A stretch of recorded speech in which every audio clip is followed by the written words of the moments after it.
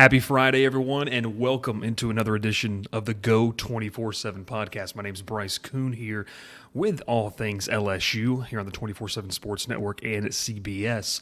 And I'm joined today by one of the newer Tiger commits. We've had a couple on. This is another one, Mr. Davhon Keys. Davhon joins us here on a Friday morning.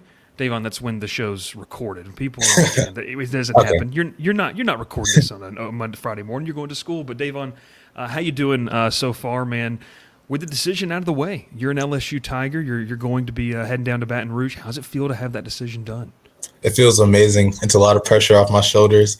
And knowing I found the best spot to go, it's just really amazing. Now, let's kind of walk through the process. I know that you had a lot of interest from other schools. I know you also kind of visited and you went down there. Kind of talk about your experience going down to Baton Rouge, what that was like, the relationships with the coaching staff, and ultimately what was the decision maker saying, hey, this is where I want to go play college ball? The feeling was incomparable. Going down there, it was amazing. I loved everything about it. I loved the campus. Um, Growing up, I used to run track meets over at LSU. So getting to come back and see everything from the recruiting standpoint, it made everything that much more special. Getting to actually sit down and talk with Coach House, talk about how he critiques his linebackers, and talk about the different roles that they play and how he sees me fitting into the defense. It really gave me that sense of pride knowing that Coach House has that much faith in me to go in, and as long as I do what I'm supposed to, I'm making a big impact on the team. Now, look, I've got this list here to my right on my other screen. It's listing out the 2024 commits. And look, it's a talented group, including yourself, especially on that defensive side of the football, man. I mean, are you guys close in this class already, or what's that relationship, that bond like? So we have a group chat with all the commits, and we are really close. I'm still getting to know everybody, still getting to build that relationship, but I definitely foresee it being strong in the near future. That's awesome. That's awesome. You said you talked with Coach House. You're building that relationship as well. What are some things they identified they liked about your game and why they felt like, hey, if you can come here, we can help you get to that next level? So specifically, he liked my versatility, being able to run sideline to sideline, but also being able to fill in the gaps and finish hard through the tackle. Forcing turnovers, forcing fumbles, forcing tackles for a loss, and he feels that that really impacts the game in a way that not many linebackers can. Yeah, look, I mean, obviously, I know that you know this. LSU has a knack for putting some guys in the NFL. I mean, did that go into your decision, especially when you see some of the names that are playing at the next level? It wasn't a major impact in my decision, but it was definitely played a small role. Just knowing that I'll get properly developed and then also get the chance to go to the next level and really compete and showcase my talents. Just it's added added cream to the cake. And look, I mean, it's LSU. It's an SEC school. You're going to get to compete against not only just in your own position group against some really highly talented guys, but I mean, I have to wonder when you see, hey, we're going to go get to play Alabama. We're going to host Alabama. I'm going to get to play in Death Valley at night. I mean, that had to draw a little bit of saying, man, this is going to be some big time football that.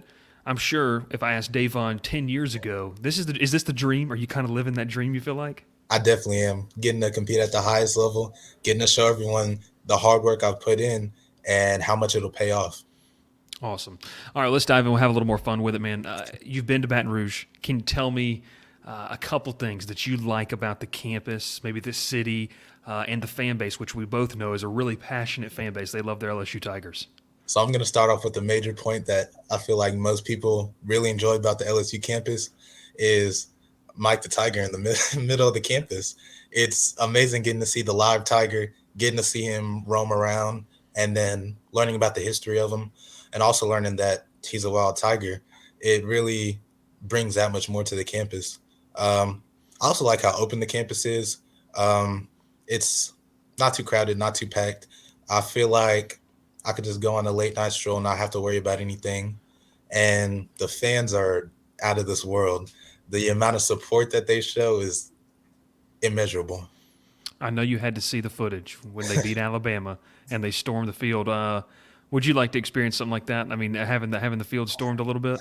So I was there. I got to storm the field after the Alabama win. And from a recruit standpoint, Mm-hmm. storming the field and knowing that I had a chance to play there soon. I was in awe.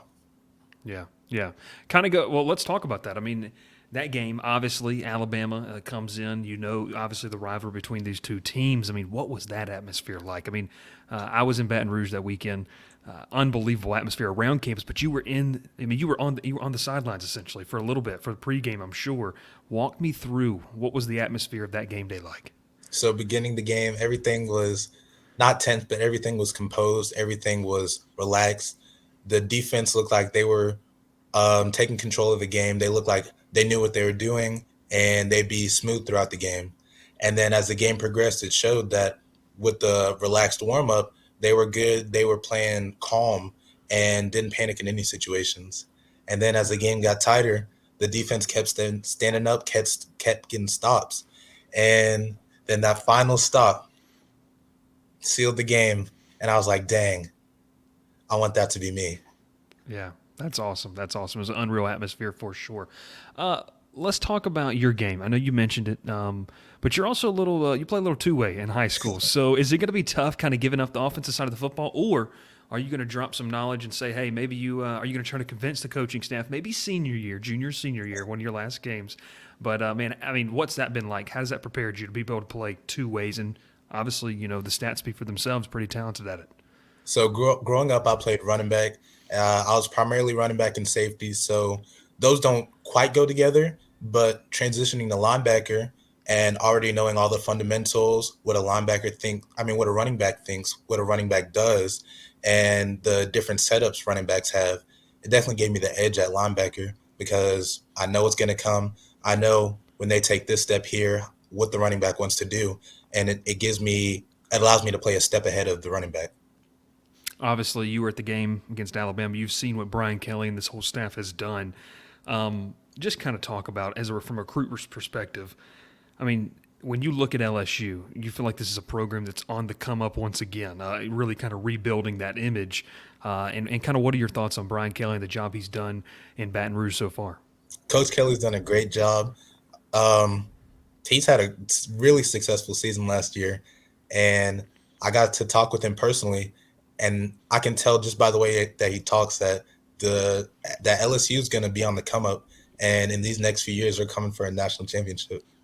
And obviously, you hope to be a part of a national championship team in your time Baton Rouge. Kind of details for us as we kind of close out the interview here.